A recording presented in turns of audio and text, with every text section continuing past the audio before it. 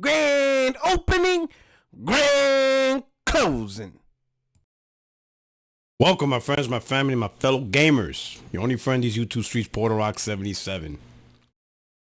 And the bad boys coming. So the image is a screenshot of PlayStation on their Instagram story. And showing celebrating 30 years of PlayStation. But somebody caught in, they try to hide something in plain sight. But what they circled is a console that looks like the PlayStation Slim, because it's split.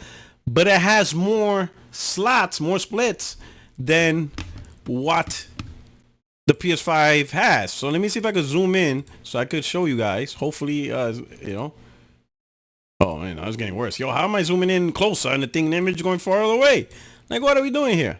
Let's see. So this is probably the biggest you're gonna get, but it's like 4 or 5 slits. So it's almost as if that's the official technically the official confirmation of the PS5 Pro, because the layout and the disc is not the same as the PS5, the current PS5 Slim models. Completely different. So, yep. And supposedly rumor is next week Sony will unveil and talk about the PlayStation 5 Pro. So we are finally going to come to this end of this journey. Most likely it will be released this November. So now 2 questions, right? I think the most important question, right? And I know people is probably saying the price. No, the most important question is, are they going to show us what this console is about? Because I think that's what it is. The price doesn't matter. Now, I'm not going to say it absolutely doesn't matter, but it really doesn't take hold until we know what it does. There's no point in saying, oh, it's 500, 550, 600, because no price really matters if it doesn't do the job that it's supposed to do. This is the PlayStation 5 Pro. This is not a next generation console, not whatever.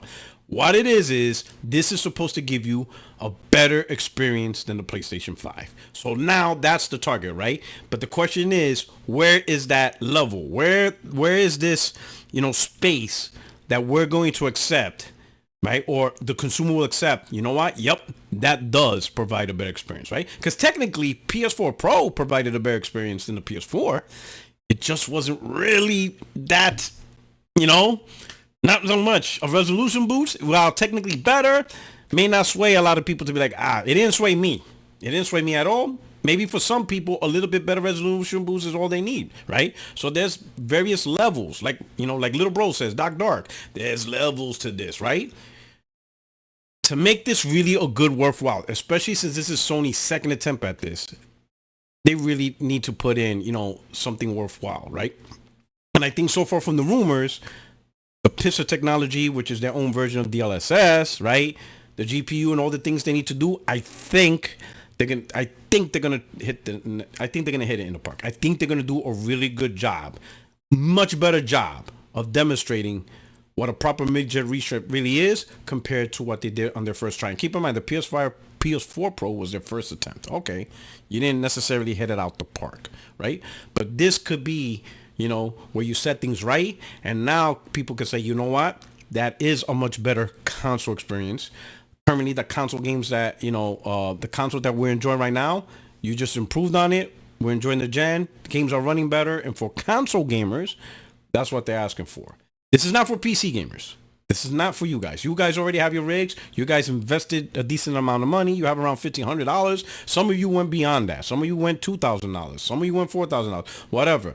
A lot of you invested in great PCs that this is not a topic for you, right? Because for you, it's just a machine that's great. But for the PS5 Pro, it's for the PlayStation gamers that want a better PlayStation experience. That's what we want, right? And if this machine could deliver that, then we could start talking about the second point, which is the price, right? If this machine does, for the most part, what it's meant to do, provide a much better console gaming experience beyond what we're able to do. Much better frame rates, much better settings, higher settings. Games that would normally be on medium are now ultra. Games that were on 30, 60 frames. And it's not even about the native 4K. Native 4K, let's be honest, with DLSS and all this other stuff, people are fine with the fake 4K now. The fake 4K was a negative black eye in the beginning, But once these technologies matured, especially DLSS, now everybody sees the beauty in these technologies, bringing 4K quality-like imagery, but focus more on the frame rates and the settings, right? And if PlayStation 5 Pro is able to do that, and I'm not saying we're going to compare it to any PC, right? Because that's just really silly, right? Because once again, you're trying to compare it to the PC market, but it doesn't matter if you're not going to play on the PC market. If your preference is consoles, then what is it doing within the console market, right? No way is this thing going to do, no way this thing is going to be the 4090 of console. It's not. 4090 is $1,500 by itself. You know, that's insane.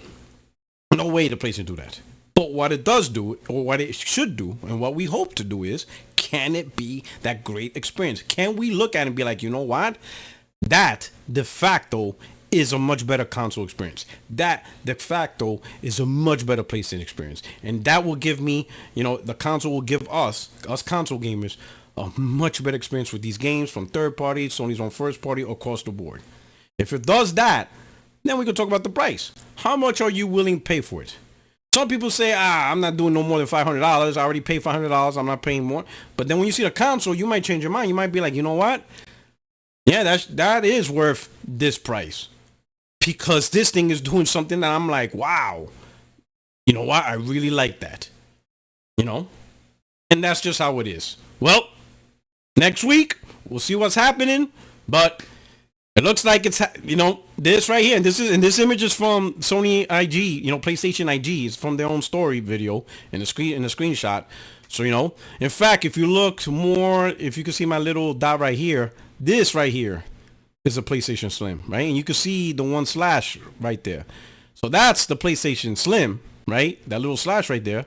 But you see this thing with multiple slashes. So anyway, PlayStation 5 Pro is coming. We'll see. I hope Sony does more than what they did with the PS4 Pro. I hope they have a good event. And I think the biggest part of the event is they compare the PS4 Slim with the PS5 Pro. They have to do that. We need to see the comparison. That's the number one thing they got to do. Of course, we want new games that take advantage of the Pro, right? But we got to, so we can have a metric, a barometer, kind of like a standard. Remember, they'll be like, hey, this is how you guys played Horizon Forbidden West on the PlayStation Slim. These are the settings. These are the options. This is how it looks. Now look at the Pro and how it would have looked and how it would have performed if you would have played on the Pro. And then they show us higher settings. Just you can clearly see everything is just better. Like, it's no question. You're like, holy shit. Like, excuse my language. If I would have bought that on the Pro, wow, this is what I would have played. You know, now, of course, some people are going to be like, well, if you buy a PC, you're there. The thing is, Sony's first party doesn't come out day and date on PC unless you're talking about the live strategy games, right? So like Wolverine. What are you going to do? Wait for the PC version? Again, this is about the console gamers and stuff like that. But anyway, let me know. If Sony does a good showing with the PS5 Pro next week, will you get one? Are you looking for a better PlayStation 5 experience? Are you looking for a better console experience? Because the truth is this, right? If you are really about the console, some of you bought an Xbox Series X because primarily, and this was, let's all be honest, you thought you were going to get the better console experience across all games versus a PlayStation 5. So if that's your mantra, which is perfectly fine, are you getting a PS5 Pro to get that best console experience? I don't know. Tough questions. But anyway, your only friend is YouTube Streets PorterRock77. If you're new to the channel, don't forget to subscribe. Hit that like button. And check us out every Tuesday, 8:30 p.m. Eastern Time, 60 Frames No Lag podcast. Check out the last one. It was crazy. We had a civil war on the last podcast. Team single player, team multiplayer. You choose a side. But anyway, you guys take care.